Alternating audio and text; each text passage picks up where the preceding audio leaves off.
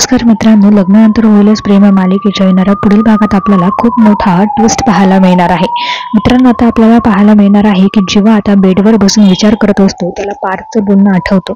पार्थ दादा बोलला होता की ज्या व्यक्तीबद्दल मनात फिलिंग्स येतात ना, त्या व्यक्तीचा आपल्याला कधीच राग येत नाही.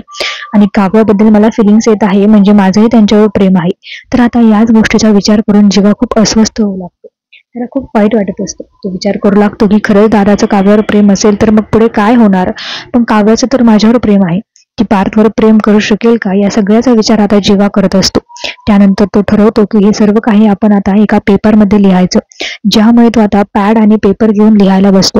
जीवा आता त्याचा सगळा भूतकाळ लिहिणारच असतो की तेवढ्यात तिथे नंदिनी येते. मित्रांनो, पण मात्र नंदिनी आता जीवाशी काहीच बोलत नाही आणि ती बेडवर जाऊन आता उशी आणि कपाटातून चादर काढू लागते. तर जीवा हे सगळं काही बघत असतो आणि त्याला समजतच नाही की नंदिनी असं का वागत आहे. तर नंदिनी एकही शब्द न बोलता तिथून निघून जाण्याचा प्रयत्न करत असते. त्यावेळेस मात्र आता जीवा तिला अडवतो. जीवा म्हणतो की नंदिनी, तुझं हे काय चाललंय? उशी आणि चादर घेऊन तू कुठे चाललीयस? हे सगळं तू सुद्धा आता काव्यासारखं वागणार आहेस का? त्यावर नंदिनी म्हणते की मी बाहेर झोपायला चालले. माझं जर तुमच्या हृदयात स्थान नसेल तर मी तुमच्या बेडरूम मध्ये झोपून काय करू? तर जीवा म्हणतो की अगं, मी तुला असं काय बोललोय का गं?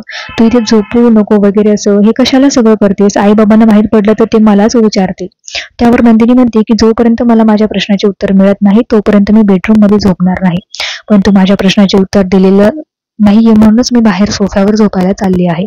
तर जीवा नंदिनीला समजवण्याचा प्रयत्न करत असतो की काय हा हट्ट लावलाय, कधीतरी माझं ऐक ना. त्यावर आता नंदिनी म्हणते की तुम्ही माझं ऐकलेत का? मी एवढं ओरडून ओरडून विचारते तुम्हाला, पण तुम्ही मला काही सत्य सांगत नाहीये.